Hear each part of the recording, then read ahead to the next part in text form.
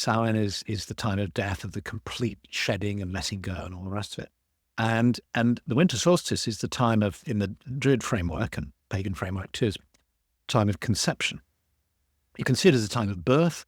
It's interesting, both death and birth aren't discrete moments, so you have really from, as we enter the sort of dark half of the year, letting go with the harvests, the two harvests of Lunacer and then the autumn equinox, and then the final letting go at the Samhain. And then birth, you have the winter solstice, and then you have Imbolc, and then you're kind of birthing into spring at the spring equinox and so on. So, but there's a way in which you look at this wedge of time that we've just been through, Samhain to the winter solstice, and you think, well, what does that represent? Well, if Samhain is death and the winter solstice is conception or birth, then this is the interdeath state. So we've been in this zone or this time of where we've been discarnate, and we're about to incarnate again into the new year.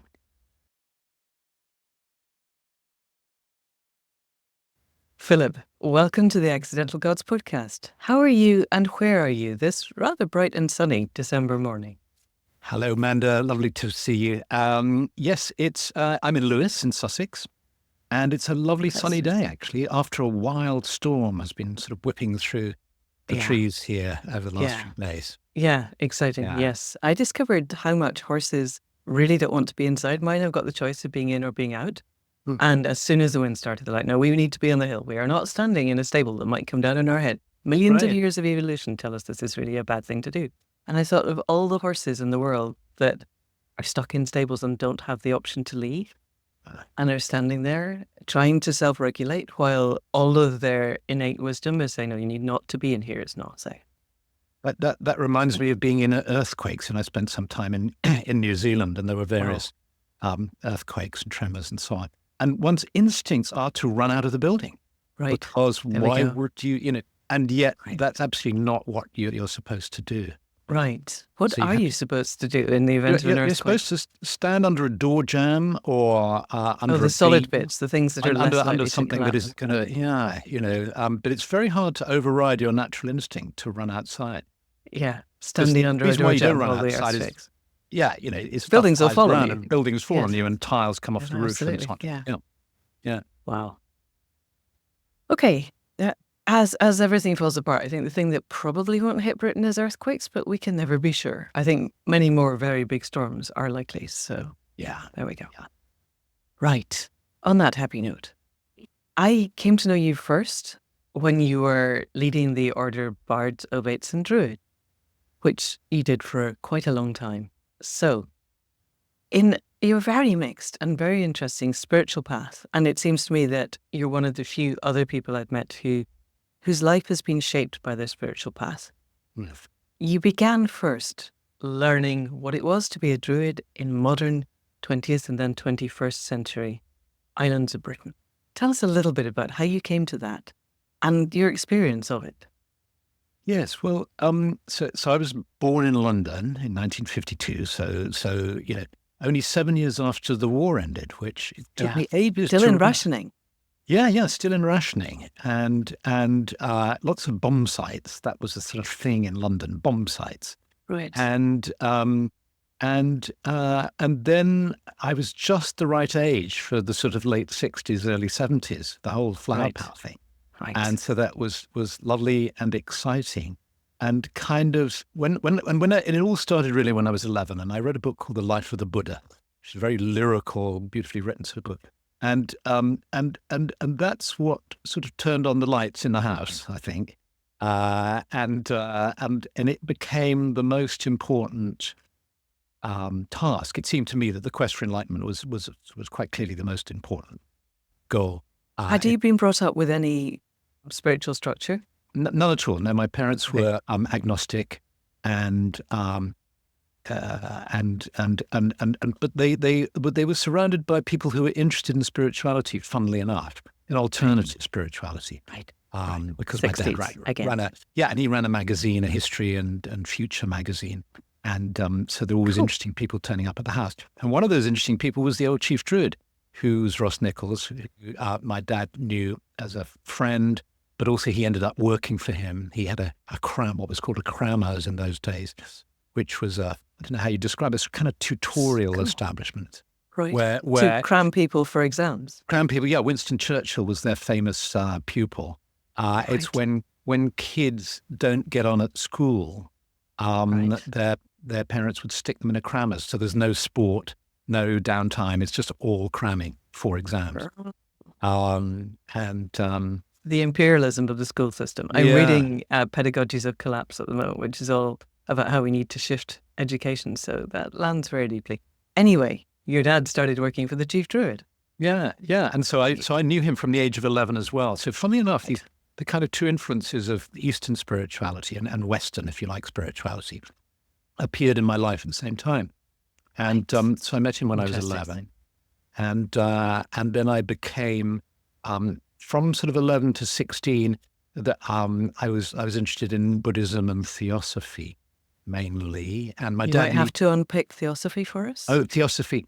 Theosophy was kind of a universalist belief developed by a lady called Madame Blavatsky, who was interested in the perennial wisdom tradition, really. But my dad also knew a guy called Christmas Humphreys, wonderful name, Christmas Humphreys, who was a QC and also founded the London Buddhist Society. Goodness. And so he knew him. So there's lots of great sort of influences to hand on the coffee table in our house. And then when I was 16, I was invited. I got into photography, and I had a darkroom in our house. And the old Chief Druid asked me to come and photograph the ceremonies. And then I would go to his house with the contact sheets, those little strips. Right. Black and white? Or were you doing black color? and white? Yes, it was all black and white. And, he would look at these little contact sheets and say, I'll have 5 of those 10 by 8 and 3 of those in half plate, and it was a sort of excuse really for us to spend time together and for me to become fascinated by Druidry and the Druid Hearth. And so I asked him, I started training with him essentially when I was 16. And then I asked if I could be initiated, and he said, no. You have to wait till you're 18 and we have to cast your horoscope. And for a 16-year-old to wait 2 years seems like an eternity, doesn't it? That's a serious percentage of your lifespan to that day. Yes, so I had to wait 2 years, and then I was initiated on Glastonbury tour when I was 18. And your horoscope said that was okay? I was apparently passed through. Yes, that's right. Would have been hard if it said no, wouldn't it? Awful if they'd looked at the horoscope and said, "Oh no, that's not going to work." That's not going to work. Yeah. I'm assuming that. Did you ever look at someone's horoscope and say, "No, that's not going to work"? When you were Chief Druid? No, we never took up that practice. Right. Okay. Yeah.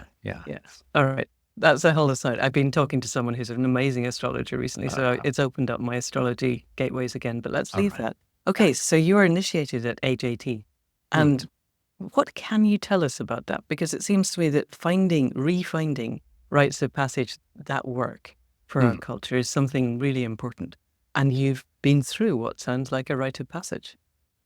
Well, I suppose looking back, the only way I can describe it is I think from a commonsensical point of view, it was crazy because on the one hand, I was leading this life, 16, 17, 18-year-old in London, hippie London. I was with all our friends were, we were all smoking pot and sitting around listening to music and enjoying the 60s, and having a great time. And all my friends thought I was mad because why would I go off to hang out with a few seemingly ancient people who were probably younger than I am now? They were, I don't know, in the 60s or something. And sitting in rooms with half a dozen elderly people in that sort of, it's like a sort of overhang from sort of Victorian occult group, if you can imagine that. We would do rituals and ceremonies and meditations and so on. And on the one hand, a part of me found it incredibly frustrating because it was so out of tune with the spirit of the times, really.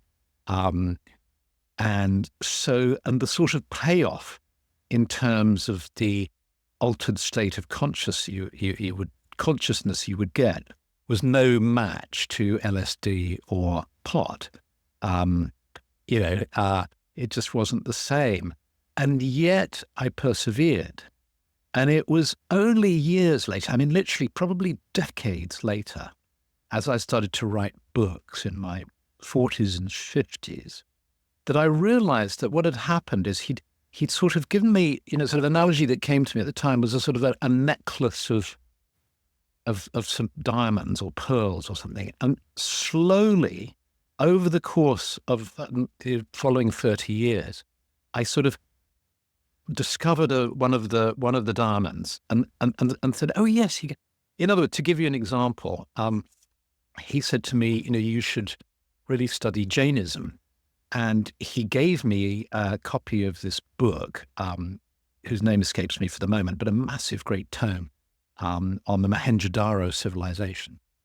Very heavy going. And I didn't follow his instructions until about probably 20 years later, 25 years later. And I became absolutely fascinated by Jainism. And I started attending a centre in London where there were 2 Jain nuns who I used to take classes with. And, I studied Jainism in quite a lot of depth. So can we take a little step down that rabbit hole and tell us what it was about Jainism that fascinated you and presumably still does? Yeah. There's a way in which when you take 2 perspectives or 2 approaches and hold them side by side, something very magical happens. So in other words, if you're interested in Buddhism, if you take Jainism and hold it next to it, it's so similar and so very different. Okay. And what I realized when I realized it one day after having breakfast with a guy I got to know who was so similar to me and yet so very different. He was a psychologist who'd spent some time traveling. He spoke French, as I do, and so on. And we had very similar life paths. Yet he's utterly different to me. And I was going away from the breakfast thinking, this is such a satisfying relationship. This is so nice, And I suddenly got the image of 2 lenses and that it creates depth of field. That we approach something, yes. if we only approach something from the lens of Buddhism, say, or the lens of Druidry. It's like having a telescope instead of binoculars. Exactly. Right. So if you have a viewpoint that isn't so vastly different that it makes your eyes spin, because I've tried that as well. I've tried diving into stuff that feels completely foreign to me. Like I've tried watching Fox News. I've tried climbing out of the bubble and listening to, I don't know, or GB News or whatever it's called, or who's. Anyway, we could name names, couldn't we? Yes, we could, but that's not. But things that are not the things that normal absolutely stuff. feel incompatible, and it's just like putting on the wrong pair of glasses, or so, the way you get that awful feeling of Whereas if there's a slight similarity but a slight difference, you get this depth of. And I was talking to a friend about this. I was saying this is this interesting phenomenon. I've found it in this friendship with this friend, but I've also found it in studying Jainism in relation to Buddhism.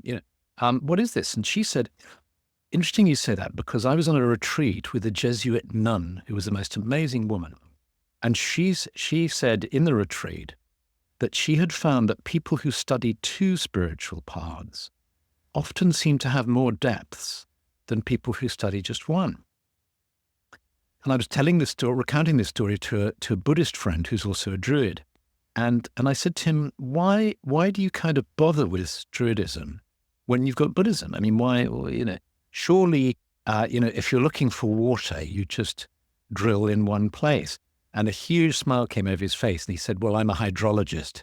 And I can tell you that if you drill for water, you drill more than one. Yes, that's right. And so the analogy absolutely doesn't work, Philip. But taking it out of the metaphor, because I've met Christian Druids, and I've also within the shamanic field, there was possibly apocryphally a bishop in New York who was also a shamanic practitioner, and so people find other things. I still don't quite get my head around it, but I study a lot of Buddhism. So What do you think it is? So let me rephrase that, because I think what I get is Buddhism has a science, a really clear science of internal processes, worked out over 3,500, 4,000 years, written down by people whose sole concern for the entirety of their life was watching what happens when you are really still and watch your internal processes. And that's invaluable. And I don't necessarily need to take on board a lot of the cultural stuff that hangs around it, but the process is amazing. And I am very recently practicing feeding my demons, which is also has come from Tibetan Buddhism, and I think probably arose within the Bon tradition, which is the kind of shamanic pre-Buddhist Tibet. And it's utterly, it's opening doors that I don't know how I would have opened otherwise. And it feels safe because you know it's God. 3,500 years of people really focusing on this, going, yeah, this bit works. That bit didn't, but we're doing this bit. So for you, what works when you practice Druidry? And at some point I would like you to explain to people who don't know what that is, what it is, but also Jainism, and I suspect there are people for whom that is also a foreign concept, and Buddhism, and the other things. What does it, what are the lenses through which it allows you to see that Druidry alone would not have given you? Yes. I mean, Jainism is an approach that I suppose involves stripping away, letting go, stripping away. And Druidry is an approach that involves really appreciating and opening to the richness of the embodied life. Right. So they're very different in that respect. Okay. And it's somehow that interplay between those two very different approaches that helps me, I would say. So is Jainism similar to other Eastern mystical spiritual traditions? Are we heading for non-duality in that way of, I am completely at one with everything? Is that the letting go of everything except the oneness? Is that where we're heading? Well, strangely enough, I mean, as with all religions and spiritualities, there are lots of different interpretations. And so, I can only speak for what I've picked up and the particular articulations that I've happened to have read about and heard about and so on. But there are, some people will say that Jainism is actually dualistic, not non. So that's a really interesting aspect of it too. And so, for instance, to give you a sense of the sort of nuances that Jainism, one of the beliefs is that we retain our individuality even after the attainment of moksha, of liberation. And so they give this image of, so somebody will say, but surely we merge into the one light. And they say, yes, but the one light is made up of many different candles burning, So it's very interesting to allow these different perspectives and until we get there, there's no way of proving it. It's all a belief system. Well, that's right. That's right. And I suppose in a way I have to evoke the sort of concept of past lives, because at an intellectual level, I can critique Jainism. And there's perhaps a reason why it hasn't achieved the level of popularity, if that's the right word, or just recognition that Buddhism has. Which is what? Why, do you think? Well, one of the reasons why it hasn't. Just for those listeners who aren't aware of what Jainism is, Jainism is this a religion that claims to be pre-Vedic, which is interesting in itself. And the kind of jury's out on that, I think, from a historical perspective. I think there are good arguments for suggesting it really is, going right back to the Mohenjo-Daro civilization, pre-Vedic civilization. And it's Shramanic, and it arose at the time. So the main teacher, Mahavira, was living at the same time as the Buddha. And in fact, the stories are so sort of similar that some scholars in the early days, in the Victorian times, thought that people had confused the two, and it was just one thing, actually. Hindus claim that Jainism is a part of Hinduism. Jains claim that they're not, they're separate from Hinduism. They're the most literate group in India. They have the oldest libraries, the oldest written. They have a tradition of yantras and of mantras. Tantra was involved in it as well. And strangely, they tend to be the most wealthiest group in India as well. With all of the letting go that happens. Well, all of the letting go, they're the jewelers and the bankers, and there's no internal contradiction in this. Well, it's a world that you dive into, and it's got contradictions, as I suppose everything does. Because Christianity claims also to be letting go, and then the Christian church is the wealthiest entity on the planet. Exactly. Well, it was until Musk came along. And just to finish the little thread that I started talking about reincarnate, previous lives, is I'm not entirely sure why I'm so drawn to Jainism. So the only thing I can invoke is the possibility of myself in a previous life, because I think I embarrassed Professor Paul Dundas, who wrote the best introduction to Jainism. I used to go to the school of what's it called? SOAS, the School of Oriental and Slavonic Studies. They have a Jain conference every year, and I used to go to those. And I remember effusing about his book to him, and him looking sort of rather surprised because I just devoured his book. And in fact, I've read it twice, and I just powered through it, and it all made sense to me, and it all sort of switched on all sorts of lights and all the rest of it. Paul Dundas, the Jains. But I have a feeling that other people might pick it up and think, well, what's special about this? I don't know. I still am not clear what is the core tenet of Jain belief besides letting go. Is there one? Let's think. Core tenet. Well, the three core beliefs. They apparently originated the doctrine of ahimsa, harmlessness. Not right. So Gandhi was very influenced by Jainism. That was one of the things. That's all I know about Jains, is that they kind of sift through building materials to make sure there are no ants there before they build a house. Yes, it's sort of kind of obsessive. I mean, they will wear COVID-style masks, for instance, in case you inhale an insect and kill it. And there's one sect of the Jains who are naked, the Digambara, sky-clad. That's where the term sky-clad that's used in Wicca and paganism. Right. It comes from Jainism, and the reason it's in Wicca is because Ross Nichols, my teacher, was really interested in Jainism, and he was a friend of Gerald Gardner and used to talk to him about it. So sky-clad worked its way into Wicca through Ross Nichols from Jainism. Right. So the Digambara sect will be naked, but only the men. The women are clothed in white, and you get another thing that interests me is what you might call the pathology of religion, the psychopathology of religion, because it's so peculiar. So you get these ridiculous situations where they say you can only gain illumination if you are naked, so completely physically unattached. So women are never going to get there because they have to wear. Yes, because they're clothed in white, because otherwise they attract the attentions of people and all the rest of it. It's not safe for them.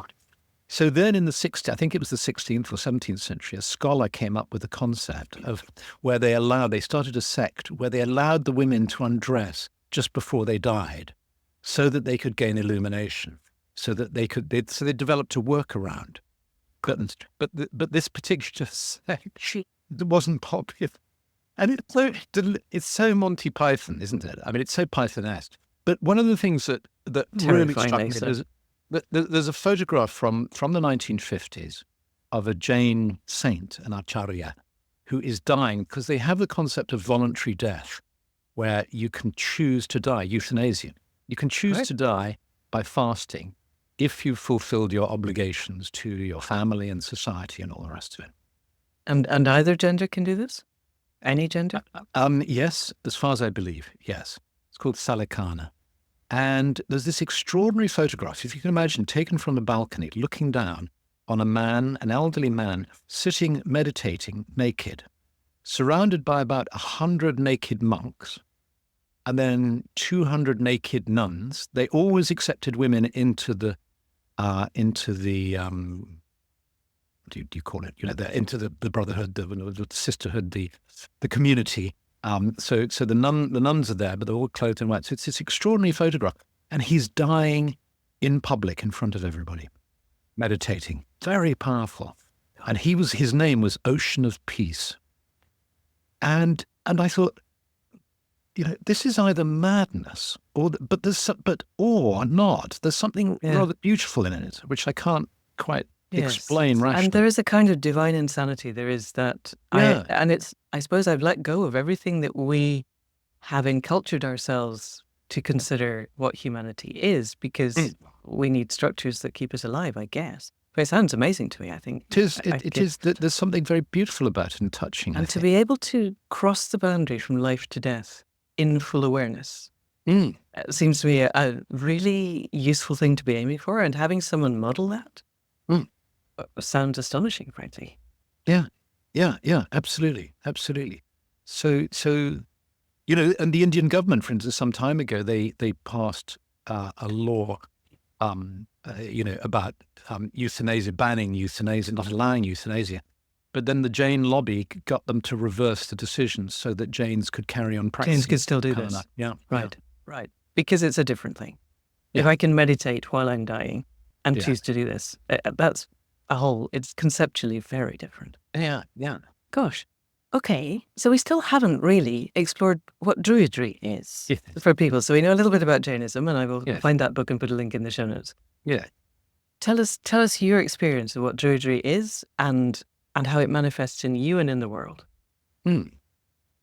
Well, at one level, one explanation is that Druidry is an indigenous, pre-Christian, shamanic, if you like, spiritual practice of these islands, in other words, Ireland, the British Isles, northwestern France.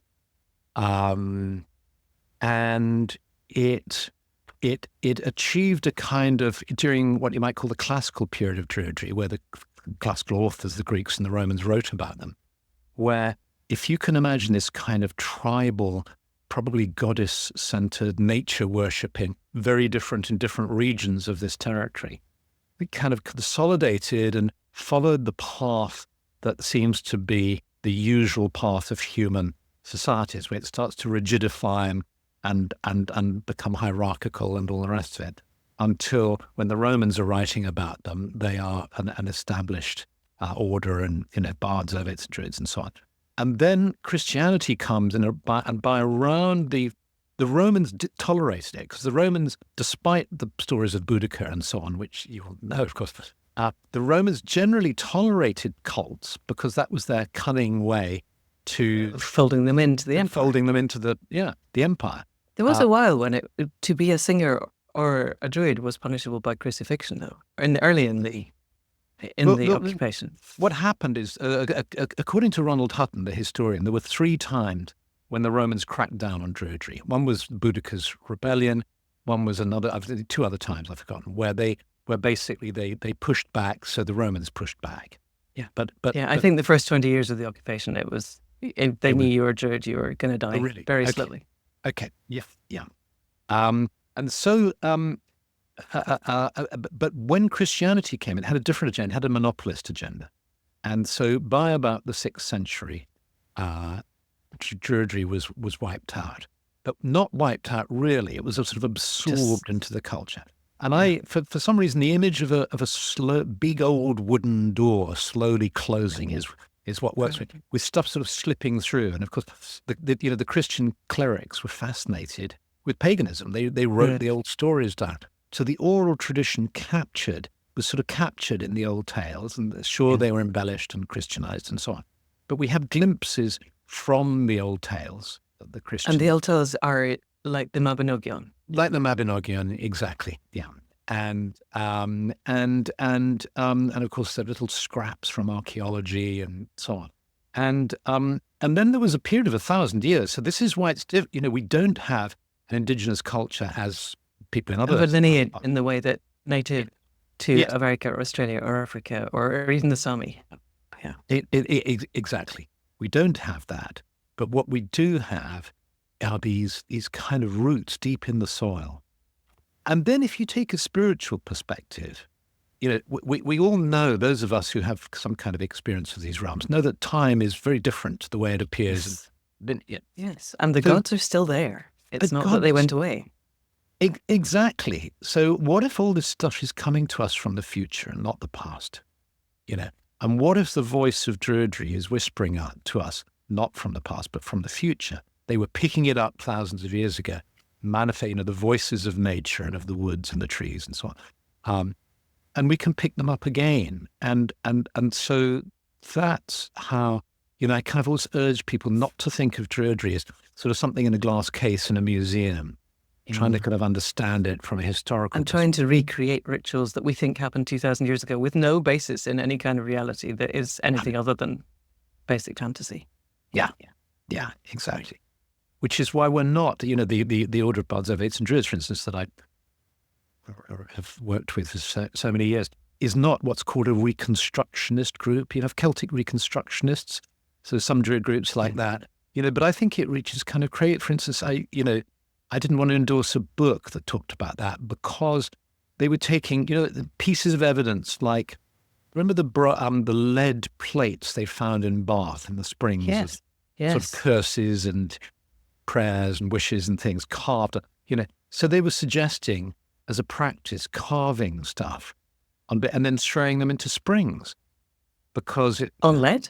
No, hopefully not lead. I can't remember. I was shocked by it. I was like, it was so silly, Right. Don't do that. We don't want to pollute springs with our...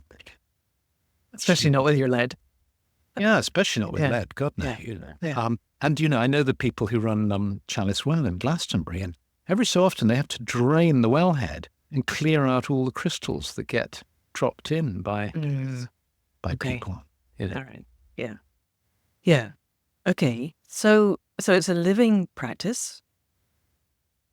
And the tenets, as I understand it, and I want you to correct me if I'm wrong, it feels to me very shamanic. I think the distinction is probably semantic, but we're connecting to a living web of life in whatever way it presents best to us. Yep. And our practice and our process then is guided by the connections that we make to the more than human world. Would that be fair? Yep, absolutely. Yep. Okay. What's extra that I don't know about? I don't know, but there are kind of bodies of law, I suppose you could say. So there's tree law, stone law, star law, plant law, animal. And this is LORE, not LORE. Yes, exactly. So animal law, for instance, Stephanie and I, my partner, worked on the Druid Animal Oracle about 25 years ago. And it's put beautiful. And then a plant oracle also. And then a plant oracle as well. Yes. Yeah, and a tarot set. I will put links to all of those in the show notes because it's heading up to that winter holiday where you want to buy presents for people. And they're beautiful. Really beautiful. Thank you. Yeah. How did is this lore that arose in your connection to, say, the red kite and the hawthorn on the hill, or is it lore that you've drawn from other sources? Well, there's this extraordinary resource, which is the Folklore Society's library, which unfortunately has been archived. You can still access it, but you can't browse it. But when the Animal Oracle was really interesting. I went to the States, and there Jamie Sams's medicine cards had just come out. Native Americans. And I bought these for Stephanie, and I brought them back, and we looked at them, and strangely enough, in that there's Native American law, but there's also sort of classical Greek law and Old Testament law and all the rest of it, which I found slightly strange. And Stephanie said, you could express Druid law with cards. It hadn't kind of occurred to us, Oh wow, that would be lovely. We could do that. A lovely artist friend who creates this beautiful artwork, Will Worthington. He agreed to do the paintings. And at that time, the Folklore Society Library was in London, and I could just browse. And I was allowed to take 10 books out at a time. Can you imagine? Because I was because I'd been at UCL, I had that kind of a right to do that. So I was carting 10 books a time back on the train to Lewes, and then we'd transcribe material and so on.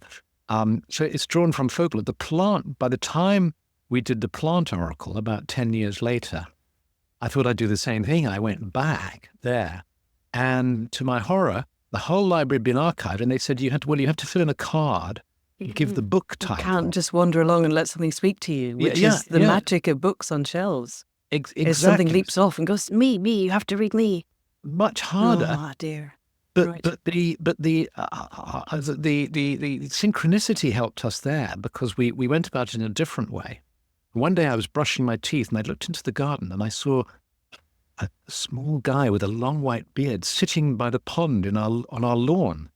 And we had a herbalist we used to rent this little kind of garden house to that we had. And I remembered her talking about Britain's expert in indigenous plant law.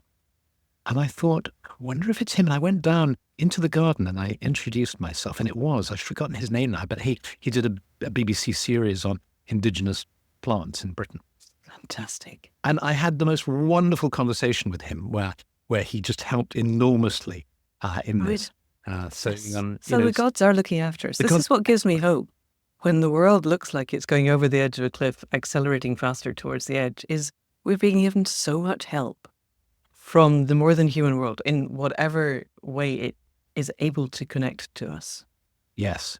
I have a sort of phrase that I used in a book I wrote called Lessons in Magic, which is, you've got friends. The friends are there. You just don't know who they are, but they're there. Yes. This idea of invisible friends. So how would you, paraphrasing Lessons in Magic, which I will also put in the show notes, for somebody coming relatively new to this, who desires to open to those friends, what kind of avenues do you find work best? Because it seems to me we've got to move to this at scale now. Doing it in small groups is great, but we need to take a lot of the 8.5 billion people on the world with us on this journey. How would we help people to do that? Oh gosh, what a big question. I mean, we could read your books, obviously. Yeah, well, I mean, it's interesting, isn't it? How things have changed in 50 years. So when I was starting on this path, and I was going along to these little Druid meetings in a room in West Kensington, when I was 17, 18. The way things were spread was literally through roneoed sheets of paper and word of mouth, talking, going to classes and so on. And then you had the possibility to distribute stuff in the mail, and through magazines. Do you remember when people read magazines? I'm not sure people do them anymore. Yes. And then we had the internet. And now, the upside, it's such a... I have a friend who I was talking to about, this problem of the internet. I was reading an article today, it was in The Guardian today, about the research that's come out about the effect on the brain of attention spans being messed around with. Basically, everybody has ADHD now. Yeah, but it's actually physiological. It's affecting the brain physiologically, and sort of, so it's very serious. And I also got a letter from if you have stuff published by big publishers, the CEO sent a letter once a year. So I got a letter from the CEO of Hachette Publishing, a huge publisher, yesterday. And in it, he talks about the stats on kids, and basically kids reading for pleasure. The stats are going down and down and down and down. And he said, although publishing is doing very well, the last few years for publishing has been really good years for publishing. So the long-term conclusion one has to make is that this isn't going to translate long-term because people just won't be reading books. And Neil Gaiman, years ago at some big meeting, I can't remember, and he said that he was talking to the people who build prisons in the US because they have to predict how many prisons to build, how much accommodation for people that you're going to hold in perpetuity. Yeah. And he said, how do you know? And they said, well, it's directly linked. The number of young men who are going to end up in prison is inversely related to the number of kids between ages 9 and 15 that are reading books. Yeah. The more they read books, the less likely they are to be in prison. Wow. So we just look at those numbers and we predict based on that. And this is not good because reading books switches on your capacity to empathize. You have to put yourself in the perspective of the people in the book, and that enables you to see that there are other viewpoints than your own. And I don't think playing computer games or whatever else they're doing, TikTok, anything is going to do that. It's extraordinary, isn't it? In that article, it quotes the ethicist of Google, I think it was, who resigned, and talks about how Justin Harris, how they're succeeding in reaching lower and lower into the lower race to the bottom of the brain, the race to the reptilian brain, which is what you see in the clickbait. The way outrage and yes, because outrage is addictive. It's addictive because you're getting So your question was, how do we counteract all this? And perhaps it's riding the dragon. Perhaps it's one way we could do it is to not engage with the internet, to not listen to your podcasts, to not because you're using the internet, I'm using the internet. Yep, this is going out on the internet. Yes, exactly. So another friend of mine used this phrase, riding the dragon. I was talking to him about it, and I was saying, what do you think about this? Because a part of me wants to reject it all and just never use social media, never. Another part of me, loves engage. I do a tea with a Druid every Monday on YouTube, and I love the feeling of being together and meditating together with a whole bunch of people around the world and so on. It just feels wholesome and good, and yet I'm using the technology that is also damaging people's brains. So what do we do? The only thing I think we can do is try in our tiny way, to be a force for good in the world, and to do exactly what you do. Is introduce and talk about good stuff that has a positive effect. And you must have had experience of this, and I've had experience. I mean, I did tea with a Druid, every Monday for like 4 years or something. Then my mum died, and it took a long time for her to die. It was a very, very intense period, and I just needed time. So I stopped tea with a Druid, and I thought, I've done it for 4 years, maybe that's enough. And I went and I spent 2 months in Ireland, just not engaging with stuff and just recovering really, and having a long retreat. And at some moment, I went down into the courtyard of the place where I was staying, kind of in the middle of nowhere. And there was a little cafe there. And there was this guy who recognized me as I walked across. And he said, I understand you need a break, but I do hope you'll come back, because I suffer from really severe headaches. And when I listen to Tea with a Druid, they go away. And he said, I don't know what it is, but they just go away. Please, will you keep doing them? And I was, astonished so they do have an effect, however much one might want to minimize that. They do have an effect. And there is a tiny, just one, a few people here and there. And the point of complexity is you don't know what the ripple effects are. Well, exactly. I remember you listening to one of your podcasts, and you talked about, you've got a lovely way of talking about, that sort of network of almost like neuronal connections. Yeah, the mesh of the web of life. The mesh, and sometimes I kind of beat myself up and thinking, why haven't we sold up here, gone out and started a commune in the country so that it can be a sort of a physical... A shamanic monastery. I keep wanting that too. Yes. Or a Druidic monastery. They're going to be very similar, aren't they? That's right. Yeah, exactly.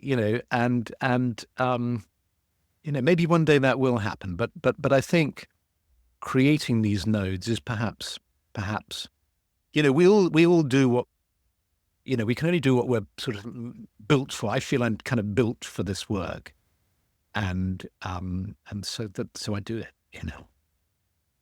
Thank you.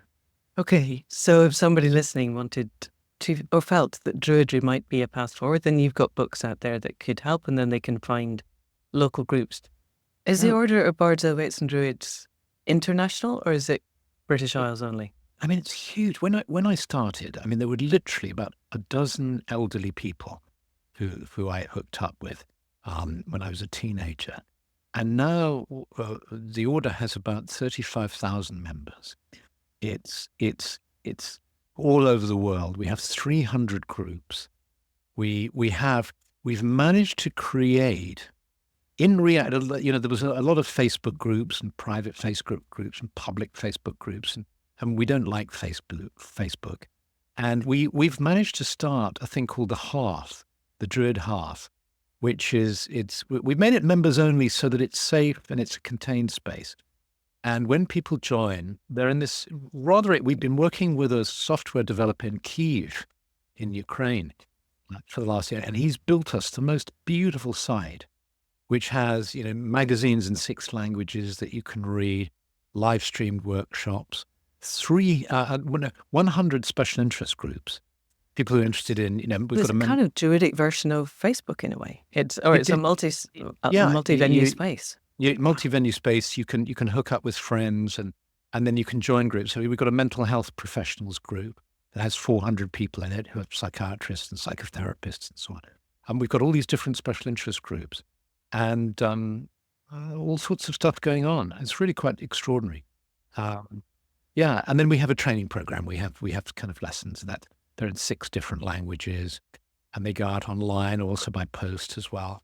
And then we have gatherings. We have big gatherings in Glastonbury twice a year, and gatherings in camps in America and New Zealand, Australia. So there's a fellowship that one can join. And it seems to me that these communities of passion and purpose, as well as our communities of place, are going to be really important. So I will put links to all of that in the show notes. Great. Thank you. Brilliant. Yeah. Excellent. So let's move on a little bit, because you have been involved with sophrology, about which I knew precisely nothing until I started doing the reading for this episode. So I'm kind of guessing most of the people listening will probably be similarly ignorant, though I might be uniquely ignorant. That's not unusual. Tell us a bit about sophrology and what it is and how you found it and where it goes. Yeah, absolutely. Well, sophrology is a sort of kind of embodied mindfulness practice that was developed by a Colombian neuropsychiatrist who died recently. And he really came to it because, again, in the 60s, he was trained as a psychiatrist. And as soon as he started working in a psychiatric hospital in Spain, he found that he was, his job was administering ECT, electroshock therapy, to patients, profoundly altering their consciousness. And he thought, the obvious struck him, which is, hang on, I'm changing people's consciousness, and yet we've had no training in what consciousness is, what different levels are. We've had masses of, I've done loads of autopsies and examining bodies and so on, but nothing in consciousness. His wife was a yoga teacher, so he took a sabbatical in India for a year, and then ended up in Zen monasteries and all the rest of it.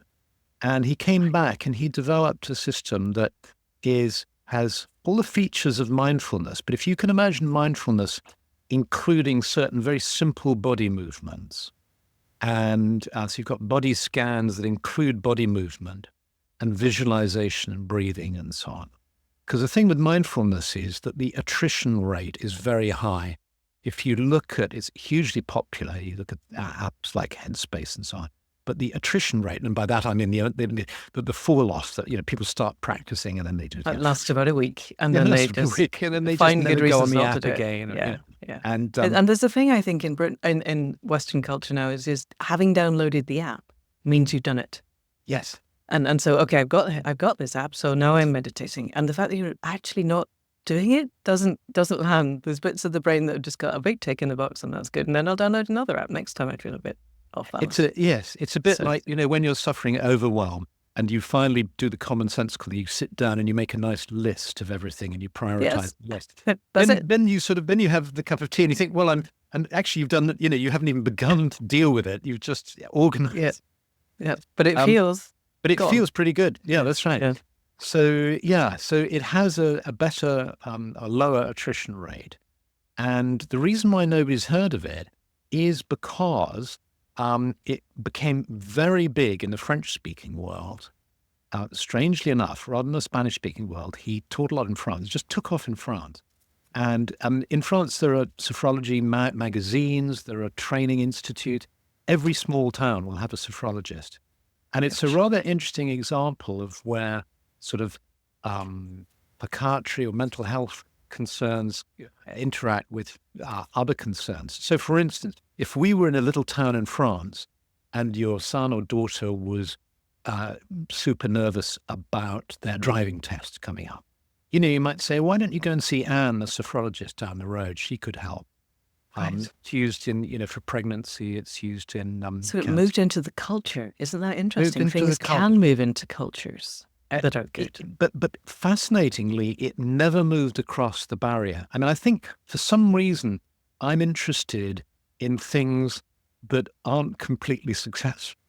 It's like Stephanie said to me, why do when I became interested in Jainism, and then I became very interested in naturism, and it's like, why do you get, and Druidry as well, all these things that aren't big, aren't popular, Aren't mainstream, and for some reason, so Jainism is like that. It's not mainstream. It's like lots of people don't know about it, and I'm kind of interested in that and articulating it, and likewise with sophrology, and so you think, and because I happen to speak French, and I was married for 17 years to a French lady, so I'm very familiar with French. So I was looking for some embodied work to do, because I trained in psychosynthesis, and the one criticism that I had of my training, which was a criticism that we all had as students and as therapists, was that it was overly, it's a talk therapy.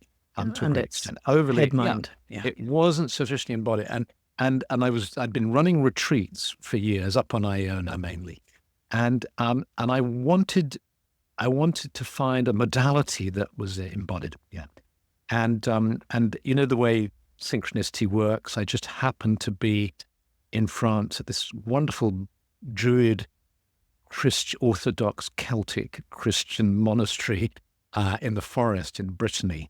Wow. Where I met, I spent some time, I was doing a retreat there, and I met a sophrologist and then another sophrologist. So I had these two incredibly long conversations with sophrologists, and I decided to train in it. And, I'm so glad I did. And I've sort of woven that into what I do now. Yeah. And again, could you give us a flavour? Because we were talking last week to Dan McTiernan, who practices and teaches embodied permaculture, which seems to me it's anything that brings you into your body. There's a limited number of ways you can do it. It's a bit like driving horses. It's basically the same all around the world, because a horse is a horse. And how would you get it to pull things? And our bodies are our bodies. So could you give us a flavour of some of the movements perhaps, or the breathing, or something that people could take away as a concept? Yes. I mean, maybe if I described, say, one of the sort of key ideas, probably most people are familiar with body scans, where you scan the body like that in awareness, moving it down. Well, in sophrology, what you do is the body is divided into sort of 5 zones, and those zones correlate with the way the nerves are distributed in the human body, and you do detailed, as you do sophrology work, you do detailed body scans where you start off with simple body scans, if you like, but focusing on the zones. So you get to perhaps work on it in more detail. Can you tell us what the 5 zones are? Well, the head, the neck, and shoulders and upper arms. It's kind of quite unusual. So you've got the neck and the upper arms. And then you've got the armpits and the lower arms, which are a different zone, and the chest. And when you look at the spine and the way the nerves are distributed, you understand why. Yes, radial nerve and I guess ulnar nerve below. Yeah, something like that. Yeah, and then you've got the chest, the upper, and then you've got the from the diaphragm down to the pelvis, the genital area, the third zone, and then the fourth zone down the legs like that. The fifth zone is the entire body. So you come back to the whole thing to sort of integrate it all. So and then you do a process, and you do it over time. So it's a process that you can follow. You can do it as a sort of one-off, a bit like having a psychoanalysis. You can take a sophrology journey where you do this. It takes a number of months. And then, like rolfing, you can do a rolfing where you sort of basically get sort of stretched and manipulated all over as a process, and then you're done, kind of thing. Or you might come back to it a few years later. So in that, you spend time focusing on the skin, and then on the muscles, then on the skeleton, Right. And then so you're going from the outside in. outside in like that. And you work with tension and release. Yeah. So if you imagine sort of folding that in, so if you imagine doing it at a very basic level, if you imagine doing a classic body scan, and then when you've done the body scan, you've got down to the soles of your feet, you become aware of your whole body. And then you breathe in deeply. And as you breathe in, you tense all your muscles up, and maybe stretching your hands above your head and squeezing, scrunching every muscle as you hold your breath. And then you breathe out and you release, relax, let go, and you go completely floppy like that. And you do that 3 times, for instance. That'll give you a feel of it, and then you'll tend to drop from a sort of beta brainwave state to an alpha state. So if you can imagine, it's things like that. So what it means for, I have friends who are teachers, for instance, who teach mindfulness in schools, and they say, it's a huge problem because the kids find it hard to do every day, But you just build in some stuff like that, where there's a tension release, and there are various body movements as well, and so on. And then you add in some visualization and so on. Yeah. But like all these systems, I find that it's almost like you dive into a system like sophrology, like Jainism, like Druidism, like everything. And you then get to I don't know whether it's the edges, or you get to a part of it where you say, oh, hang on a minute, this is a bit strange, or I don't like this, or this is too limiting, or, so with sophrology, what happened, the reason why it didn't cross over the language barrier is it gets very French. This is good to discover, which is perhaps unfair to say that. But it gets very Cartesian. It gets very, very intellectual, starts developing its own specialist vocabulary, gets very highfalutin, and in an unnecessary way, I feel. And it becomes too rigid. And so I think we're on such an evolutionary path of development, all of us, in exploring these things, that we need to feel empowered to work with these things, but in a way that feels right with us. This book I've done called Sikh Teachings Everywhere, which is somebody said to me, I didn't know you studied Sikhism. And I said, no, it's not Sikh Teachings Everywhere. It's Sikh Teachings Everywhere. Yeah, as in with a double EK. Yes. Yes. I'll put a link to that also, because I'm reading it and it's glorious. Well, lovely. And there, I think we can mix and match. I start the book with, was it? Recipes for cocktails, as far as I can see. That's sort of, I think cocktails are okay from a spiritual point of view.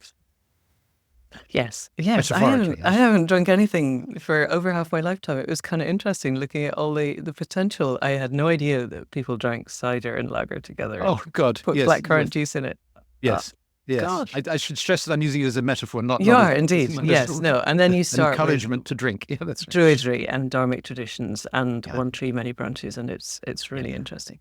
And you've got your own website, but you've also got The Art of Living Well, where you do have some introductions to sophrology. So I'm guessing you've got the bits that you can merge in with whatever else you're doing.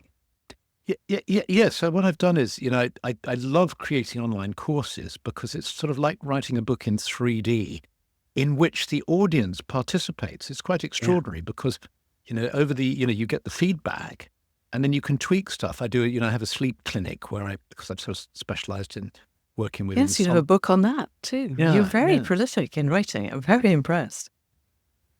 And, people will say, have you tried this gizmo or that gizmo? And I've got a section at the end of that online program of gizmos to help you sleep, and so I can go back in and add it in. So it's sort of organic and living. Right.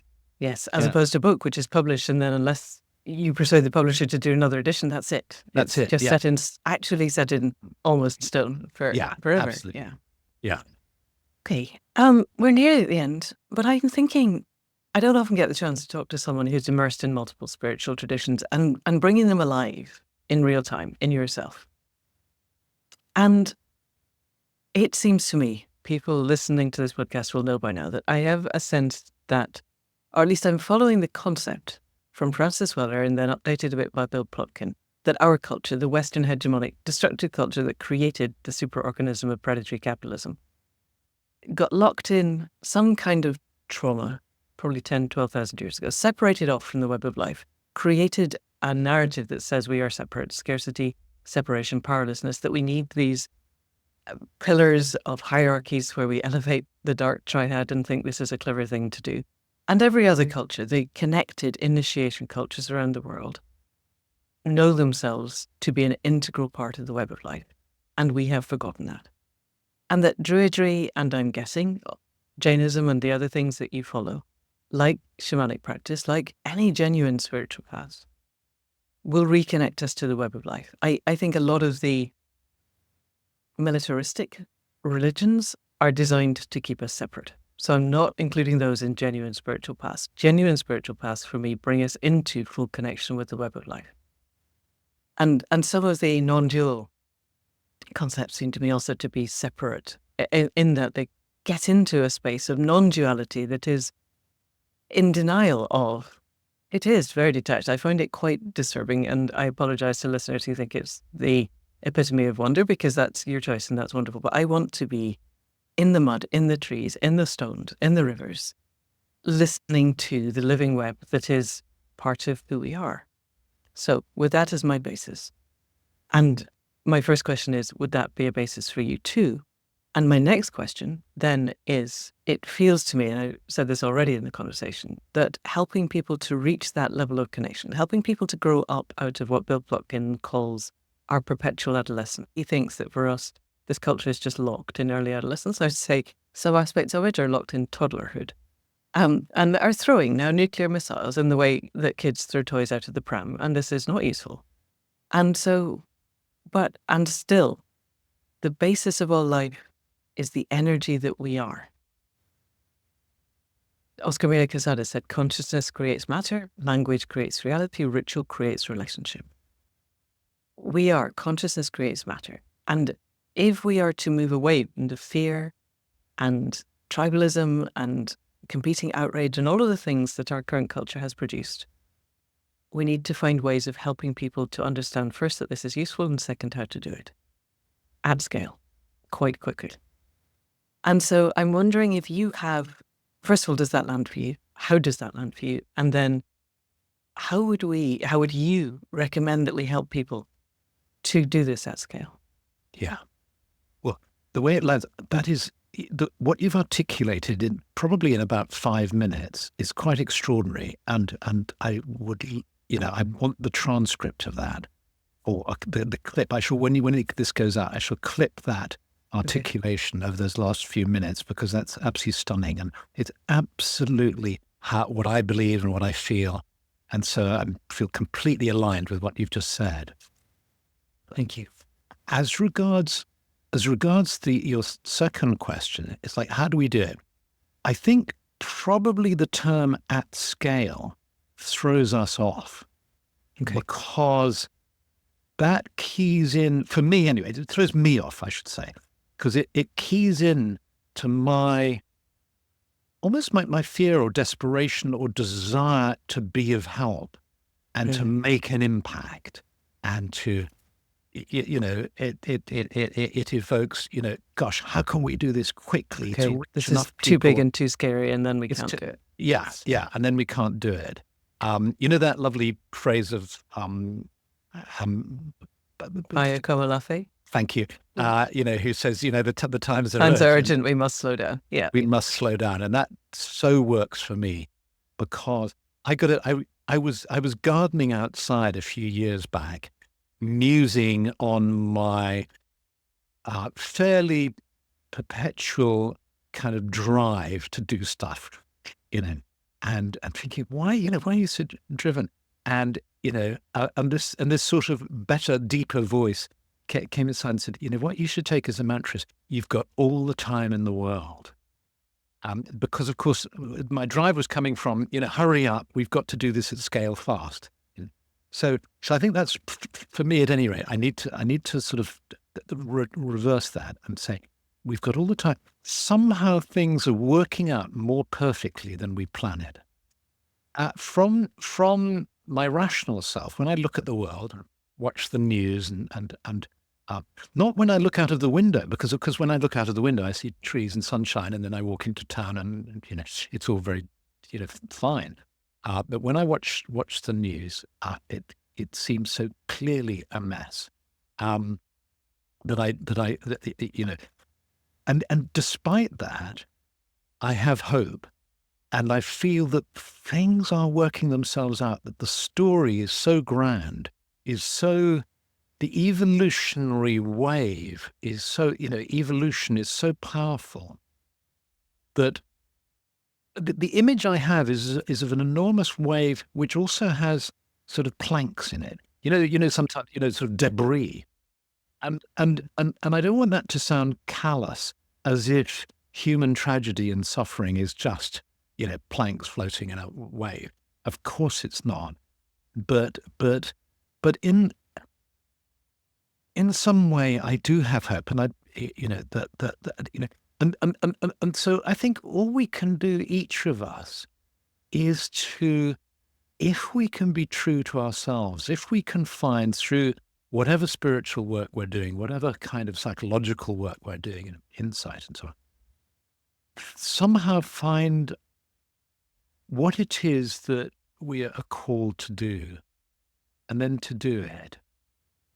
It's almost like that's all we can do.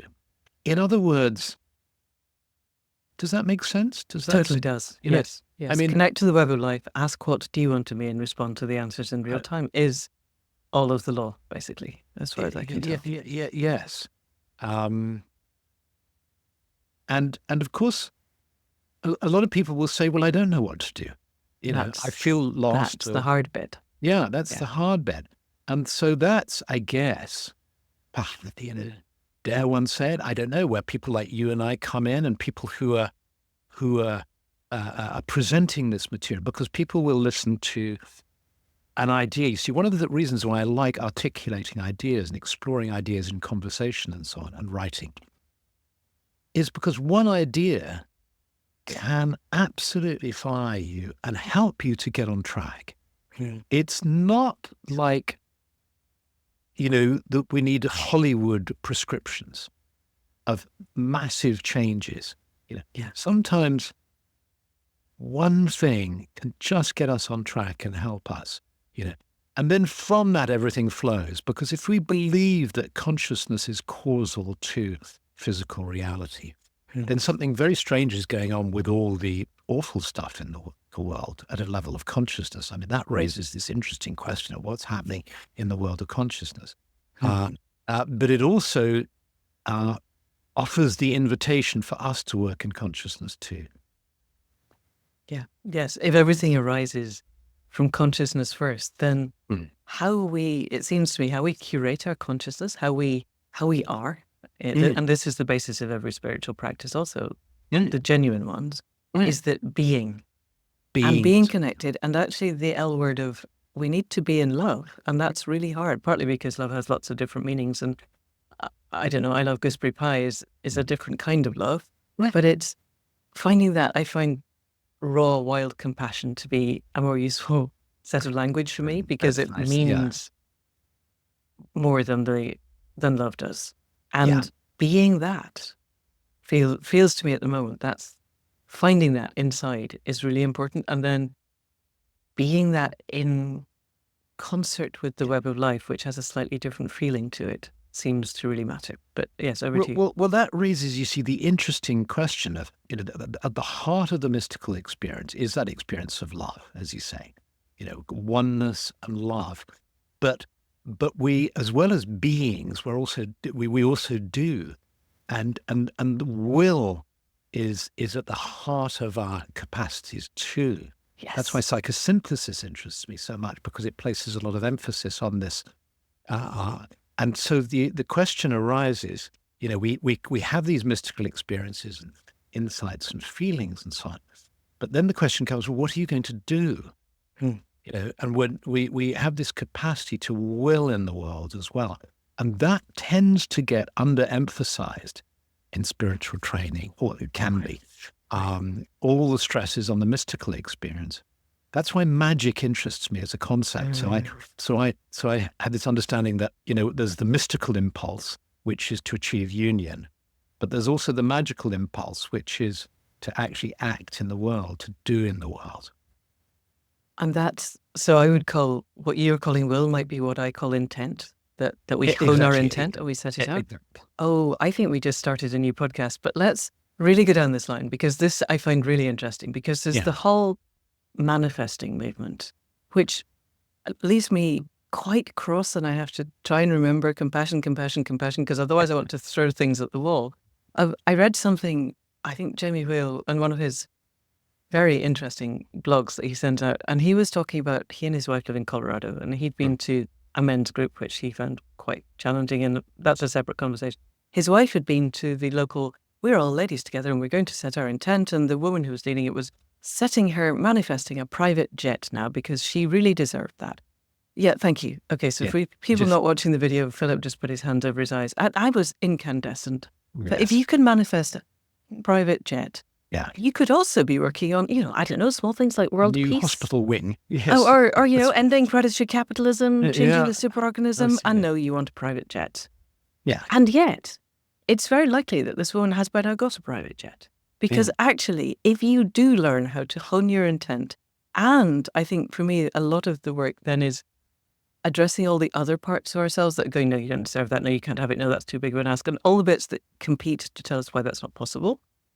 If we learn how to bring all of ourselves into alignment, I have an image of getting all the chariot horses at least in the same field, if not harnessed up to the same chariot heading in the same direction, then human intent is one of the most powerful forces on the planet. But what we're doing with it is manifesting private jets. And imagine if it wasn't the purview of Western industrial capitalists who want more stuff. So I'll stop ranting, because clearly I'm very triggered.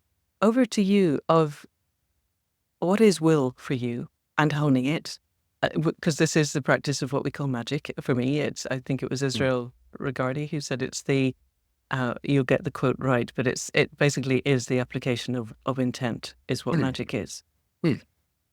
Talk to me about this. Open it up for me. Okay. Well, so like all these things, the way we talk about something as if it's one thing. You were talking about love, and of course the difficult. I once had a book title, and a book I wanted to write was called 42 Words for Love, because I read somewhere that in Sanskrit there are 42 words for love. Fantastic. So please write it. I'll try. And likewise with will, you see. So Assagioli, who's the psychiatrist who developed psychosynthesis, which I trained in, really good on will.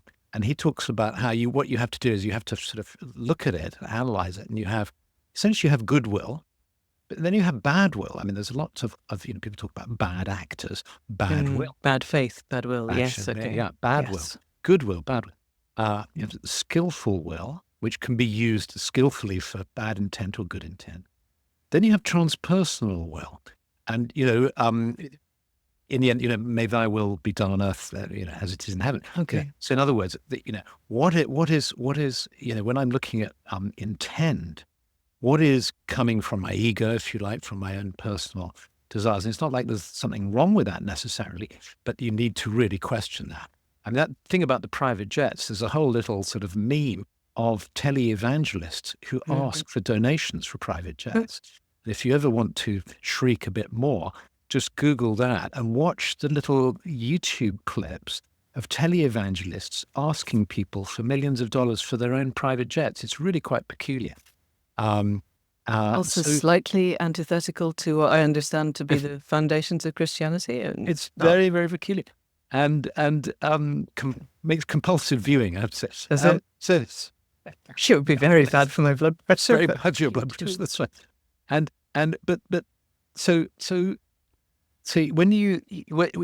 when you discover, it's a bit like, the way that the experience of love, opening to the reality of love as a mystical experience, when it's not tempered with understanding, leads to the kind of abuses you get in, you wonder, how come people who are so spiritual in inverted commas, and yet they're and this is what happened in the 60s as well. Everybody turned on to love, took acid and smoked pot and was loving everybody with, and it wasn't always consensual, and even if it was, power dynamics were influencing what was happening. Exactly. So it's not as simple as discovering that at the heart of your being are these two capacities, to love and to will.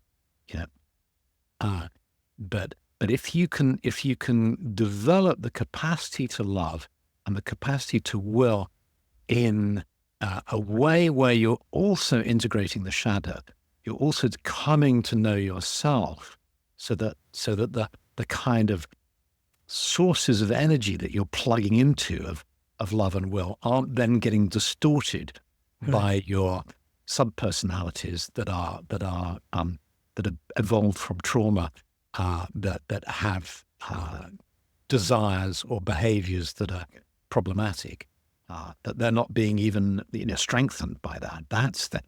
So it's a whole work, if you like, and from my understanding of it, is that we need to work, if you like, psychotherapeutically, with getting to know ourselves and working with our who we are. The classic "know thyself" dictum. Yes. And gaining that level of self-knowledge. And for me, psychosynthesis happens to be a great way. I mean, there are all sorts of ways of doing it, of course, now. Because otherwise you get the spiritual bypassing problem, where you avoid all that, you try and plug into the mains, as it were, and then you get the problems. Yeah. Okay, so we could practice magic, we could learn to hone our intent, but we have to do the inner work in concert with that, so that we're using our intent in service to life, basically, not in service to our whatever wounded part of ourselves needs a private jet to feel better. Because we have watched the richest men on the planet send rockets into space, and it still didn't heal the wounded parts inside. Yeah. And if anybody needed to understand that more boxes from Amazon is not the answer, the fact that guy who currently seems to be running the US is on once a fortnight ketamine to combat depression should be quite clear that the predatory capital model is broken. You can have more money than any other human being in the world by several orders of magnitude, and you're still needing ketamine for your depression. It means money is not the answer. Yeah. And what's going to be interesting in the coming years with what's happened in the States is, we could see the way the future is unfolding as somebody's got hold of the script. Ever since 9/11, really, somebody seems to have got hold of the script for humanity and is writing a really bad B-movie. Yeah, I know. Yes, I keep looking at this going, if I sent that to a publisher as a possible book, they would have said, no, don't be ridiculous, that can't happen. Oh, look, it did. And the really scary thing now, if I'm trying to write utopian novels, is anything that I write now is going to be obsolete by publication. It'll take me a year to write, it'll take a year to edit. Earliest it could possibly come out is going to be mid-2026. It's probably 2027. And it's going to be obsolete. And it will have been supplanted by things that I could not possibly imagine. Is quite terrifying. Yes. That phrase, you couldn't make this stuff up. Couldn't make it up. No, is what, Stephanie and I sitting in front of the television, we'd say that every evening, Yeah.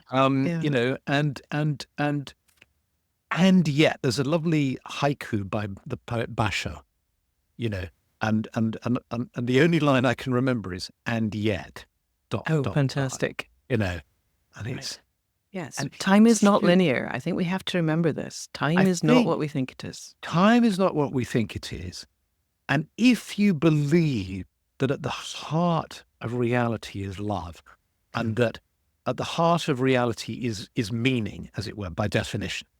Somehow, despite all evidence to the contrary, we have this conviction. If you've had mystical experience, you have this profound kind of conviction that life is meaningful, that life is, at its heart, is good and is coming from a source of love. Somehow, in a way that we absolutely can't understand with our rational minds, this is all part of this plan. So the madness that we're witnessing. And it's. I suppose it's easy to criticize that approach and say, well, that just will provoke a kind of fatalism, I you think say, it oh, could it's do. cool, man. Somebody Yeah. with a joint in their mouth saying it's all Yeah. well, okay. I'm not saying it's not. It's profoundly not okay. And yet, And and I yet don't we even can know quite what. still find the practice of being Mm, and leaning into the service of life. Yeah. Because we can't do anything else, I think. You can't do anything else. And a friend said to me when I was articulating this idea, he said, "But of course, that's a delusion on your part. Which is, it's a belief that is not provable. And so therefore and another word for that is a delusion, yes. Yes. And it's for me, it's an experience, and it may be because, because I'm deluded, it may be because I'm sort of temperamentally optimistic and sort of even-natured, and that's my temperament. I'm just lucky to be a sort of a happy, optimistic person most of the time. That's kind of where I'm at. And it may be coming from a delusion, but deep down, I don't believe that. I believe I've contacted, which is, I guess, what everybody does who has firm convictions. I believe I've This contacted. is the nature of belief. Yeah. Is that it's solid, but it gives us a route for action. And if anything that we believe to be true, if we adhere to the concept that consciousness creates matter, for instance, which is a belief system, but that one's quite easy to test. Yeah.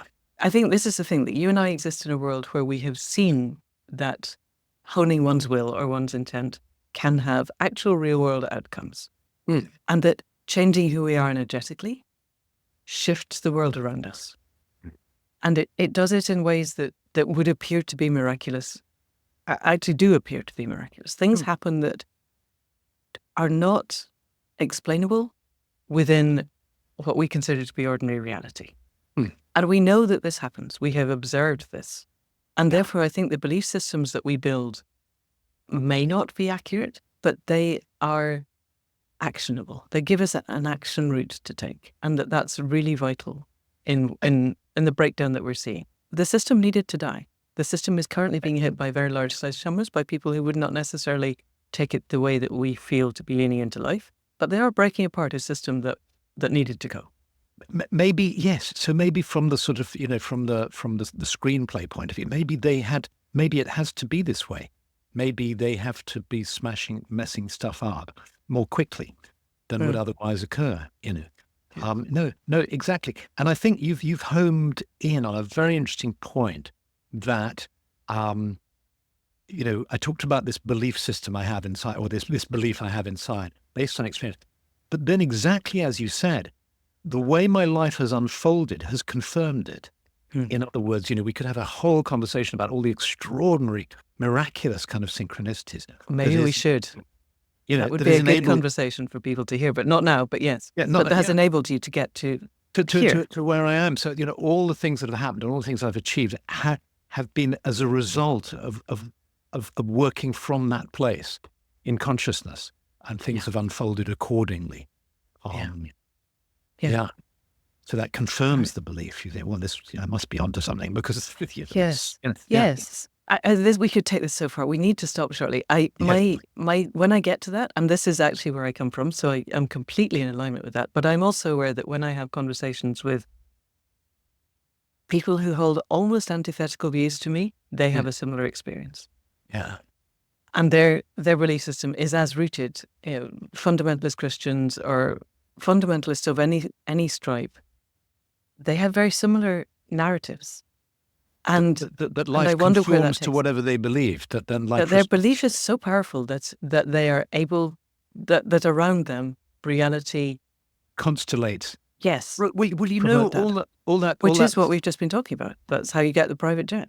Yeah, and which is what that fascinating work they've done on expectancy theory, where the best predictor of when you're going to die is when you think you're going to die. So that people who Yes. generally have a mindset they're going to live into their 90s are likely to live longer than people who constantly tell themselves they're going to die when in their 50s. Yes, it's interesting, isn't it? Because I saw my own gravestone in a vision when I was 26. And Yeah. if I'm still alive the day after that, which is roughly 10 years from now, I'll be extremely surprised. Quite happy, but extremely surprised. Yeah. So yes, exactly. Yeah. And likewise, even with exercise, somebody's written a whole book about it, and it's so fascinating that it's what we believe tends to manifest in that way. So that it's not so much the amount of exercise you take, but it's what you think about the exercise, whether you think you have enough of it or not. So if you think you're not getting enough exercise, although you're pounding away on a bicycle, your body just goes, "Oh well, that was pointless." Yes. Yeah, that's right. Yes. Yeah, I do remember reading a study where somebody told domestic servants in the US, so people who basically spend their lives hoovering and sweeping, that this was actually great aerobic exercise. Yeah. And that they were doing the equivalent of a couple of hours in the gym just by doing their daily work, and all of their stats improved. Their blood pressure went down, their heart rate went down, and they lost weight. Yeah. And all they'd done was tell them that that's what they were doing. Yeah. Isn't it interesting? Yeah. There's so much. Yes, this would be definitely a whole other podcast. Let's have that podcast sometime. Of the nature of magic in the world. That would be fascinating. But in the meantime, is there anything you wanted to say today to listeners as we head into the solstice, the dark time of the year when we sit down and we reflect and we bring ourselves in and we're quiet? Anything from a druidic point of view or any point of view? Well, it's so interesting. This I don't know exactly when the podcast's coming out, but it's coming out around the solstice time, is it? Just before, yeah. Just before, perfect. So we've been through this period in the northern hemisphere of going from Samhain to the winter solstice. And, Samhain is the time of death, of the complete shedding and letting go and all the rest of it. And the winter solstice is the time of, in the Druid framework and pagan framework too, is time of conception. You can see it as a time of birth. It's interesting, both death and birth aren't discrete moments, so you have really from, as we enter the sort of dark half of the year, letting go with the harvests, the two harvests of Lunacer and then the autumn equinox, and then the final letting go at the side. And then birth, you have the winter solstice, and then you have Imolc, and then you're kind of birthing into spring at the spring equinox and so on. So, but there's a way in which you look at this wedge of time that we've just been through, Samhain to the winter solstice, and you think, well, what does that represent? Well, if Samhain is death and the winter solstice is conception or birth, then this is the interdeath state. So we've been in this zone or this time of where we've been discarnate, and we're about to incarnate again into the new year.